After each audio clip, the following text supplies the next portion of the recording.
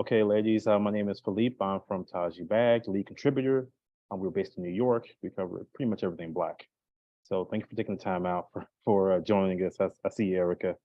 So I wanted to start with Savannah. This movie was based off your short film, The Heart Still Hums, and it explores the intersection of art and motherhood. How were you able to focus on that in this film? How was that? Sorry, repeat that last part. How was I able to? How were you able to focus on those two items Oh, within the you're film? muted, I think. Can you hear me? Can you hear me? Yeah. Okay. What were the two items? Motherhood and And art. okay. Um, well, I guess from an art perspective, I was thinking about how to tell this story in a way that I think people would receive it and not be manipulated into uh, the narrative.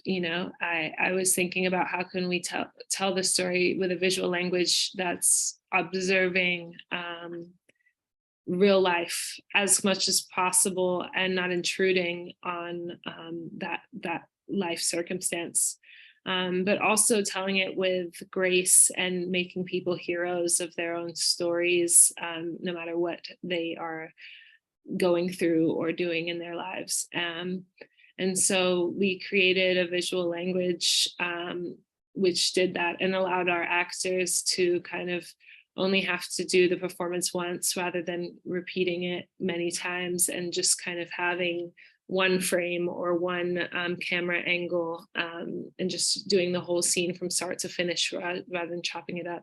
So that's kind of from an art perspective how I tried to bring art into it. And motherhood, it was part of the story from day one, and I was thinking a lot about my sister's birth mother and how much she impacted me and inspired me in such a short span of time. And I was thinking about mothers in general and what they give their children, and what their children don't want to take with them, the trauma they're trying to break away from. So from the heart of the story, motherhood was there, and then it just kind of expanded with every person that got involved and how they brought themselves into the story. Okay. Next question goes to Tia and Erica. Erica, you're a seasoned vet, so I know you've done your research on this role. Tia, you had a close connection because you were a new mother at the time, and you had some background and trained to be a doula. So what was your approach to these characters that you guys played in the film, and just give a little detail about the relationship. Between the two of us, like our Yeah, interaction. yeah, interaction You know what I between mean? Tia and Miss Carmen. Yeah, Um, I think that we, like in real life, Gia and Miss Carmen are, your character, your yeah, character. right. I think in real life, Tia and Miss Erica are very reflective of one of each other for a lot of ancient and new reasons. And I think that, like Gia and Miss Carmen, they are constantly trying to kind of learn from each other and are disappointed in each other in a lot of ways, and kind of like take it there on one another in personal ways, as Gia and Miss Carmen. But it's all reflective, and it's just an awesome energy exchange, I think, for me. But there are a lot of similarities on camera and off camera between both of us. And yeah, it's just synergetic and growing all the time. So keeps you wondering where that relationship's going to go. I feel like, personally, yeah. And he asked about your research too, Tia, what you. Yeah, definitely. Like most of my research came from literature that Savannah was lending me, and as she was learning as well, or just asking difficult questions to my friends as well. Like I had a friend who had 2 kids when we were 16. And I had called her and just said, I never apologized for kind of just disconnecting with you at that time because I didn't know how to show up for you, you know? So in a lot of ways, it was like a lot of self-preservation and healing that came about in the research as well. Like Savannah will call it like emotional research, I think. Really had to get in the rubble with it. So Yeah, I think that my relationship with Tia is organic, but I also knew because of my past and sort of knowing my way around the set that my job was to stay out of her way, that I wasn't there to tell her what to do. And just by very presence, that if she wanted or had questions, she might see it in me, within me. And I also knew that she was mature enough to ask if she didn't, if she wanted assistance. Also, she's the most mature person on set as far as I was concerned, because she's extremely just bright, and she just genius level smart, but also that she was a mother and that she was having a different experience than me, and that I could play one, but I had not been one. And so I also needed to take lessons from her. And also she would give me my cues. The other thing was that the assignment from Savanah was for us to feel. And she got that in spades, because when you're asking for that, we open up Pandora's box. Everybody's going around a very sensitive space. Certainly Tia was, as a new mother. She wasn't with her daughter. And that's difficult already, but you're already in a space where you don't get to control anything, and you're around people who want to control everything. So I just wanted to have fun, and I kept trying to tell myself that I was given the opportunity to watch people be born in a space that they in a context that they didn't necessarily haven't framed in their mind, and yet they were all seasoned, as far as I'm concerned, in the lead positions, has been successful in a showbiz way. So that's for Tia and Doechii, and then some of the new actors that Savanah found were leaders in their category. They were leaders. And so I thought, I'm probably doing the most performance work here, and they're authentically creating that. But the truth is, my mother was an orphan. Both my father was too. My mother was a social worker, and my sister is a social worker and was for many years in adoption. And so I knew and she was adopted out, my mother, and my father was an orphan, and sort of just ragtag on the street, whoever would raise him, and he'd go back and forth. So I had that sort of as research. And frankly, I think those things are inherited in your bones and your DNA, and then you just allow yourself to explore and live in them, because Miss Carmen must keep herself in a different space. She's not supposed to be their friend, and yet she's supposed to help them figure out what the most important question in their life. And you can't do that unless you love them. And so she loves them on a level, but she's, I'm sure, also frustrated with them, because she wants them to do the right thing so they can get on with their lives and have deserve their anonymity, and they get their will, not have to ask for permission to live their lives, but they can't in this system. So that's the heartbreaking thing. She's trying to make them navigate a system that she knows is set against them, and yet this is the way. So that's difficult, but there you go. Thank you. So how were you guys able to have fun on the set? This movie is very heavy, emotionally heavy. Like, what was some of the things you guys did?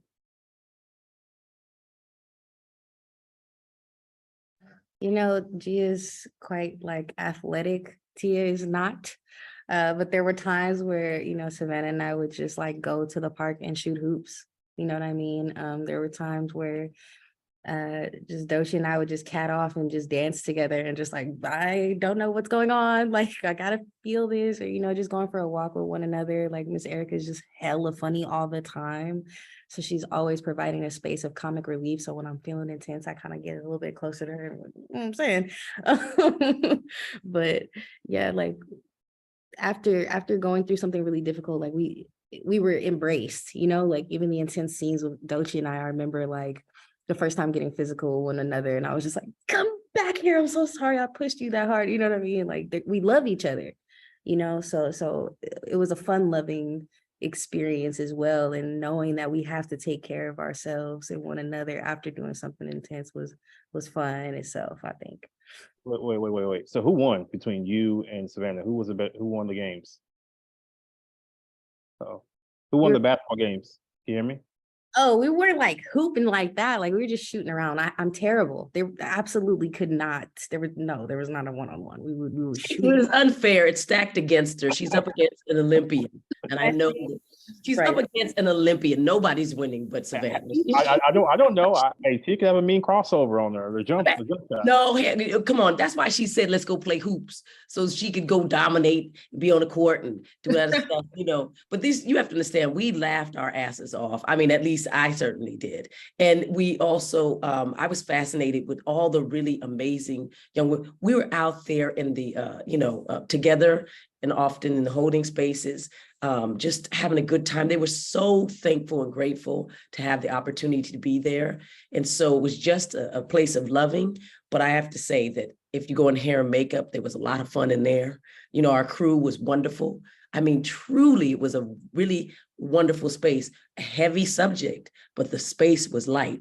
And that's intentionally formed from who Savanah chose to be in that space. Facts. Savanah, what did you do? Did you, besides beat everybody in basketball? What else? I gotta say, it was really heavy. It was heavy. It was like, I don't think I was like, it was heavy because also I didn't realize until making it how much of like receiving people's pain or suffering I was doing. And so a lot of times I didn't really want to like joke around, to be honest, because sometimes I just needed space to like sleep or eat some good food and that was like the lighter moments for me because it was kind of like this recovery period. I needed to like, those scenes like where I'm literally sitting next to the camera receiving women's stories and feeling them weep and be upset and also even with Tia, like she's going through a lot emotionally and like afterwards I would need to take time for myself too. So I guess like I know that's not probably what you wanted to hear. I wasn't really joking around as much as maybe other people were, but I was kind of my lighter moments for me taking time for myself through it all as well. Yeah. Okay. So the film tackled themes of healing, growth, and community. How do you hope that Earth Mama can contribute to larger conversations about these topics and inspire change?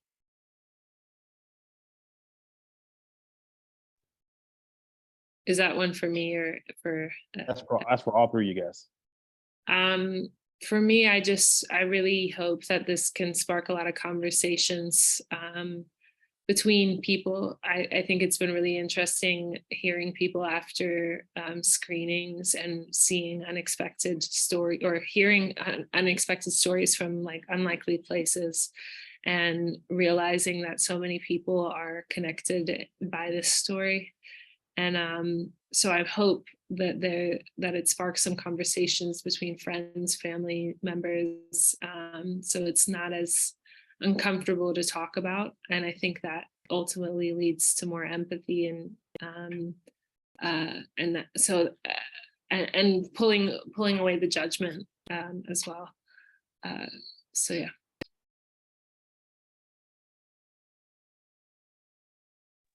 Go ahead, T. Well, let me just say, what's done in the dark shall come to light. And Savanah gave us light into a space that very few people are looking. And I think, again, if you can illuminate space, that means that now we're responsible for that information. And that's a huge, big deal because I had no idea, even though I knew these systems existed, I didn't know it existed like this. And it breaks my heart because people have their attitudes and point of view about many things, but we don't know what we're talking about. And so when you see someone in it, which one of my favorite scenes is Tia when she's just taking a portrait of a family. That's such a beautiful scene. I love it. I knew I would love it on the page, but I actually saw it, Savanah, I did. And to me, she's isolated. They're having a an experience that she's denied, and she can take a picture of it, but she can't get it. You know how cruel that is? It's deep. And every day we're asking people to have these dreams of what it is to have family, all these shows on TV about family and loyalty and all that stuff. And there's so many people who are far away from it. And it feels so cruel to show them that that's also part of the American dream is the propaganda that we feed each other about how our lives should be. And then you look under the hood and then you have a point of view about it and you say, oh, that person's lazy, that's just that.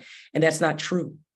They had a certain set of circumstances that most people will never have. And yet look at them rise. Look at them, overcome. Look at them exist, because sometimes that's all you can do is, so this powerful. And that's why Earth's Mama, wow, woo, from the rooted to, that's why that name is powerful too.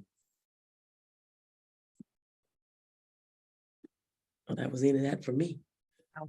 Wow. Ate it up, no crumbs. Mm. I really can just hope for,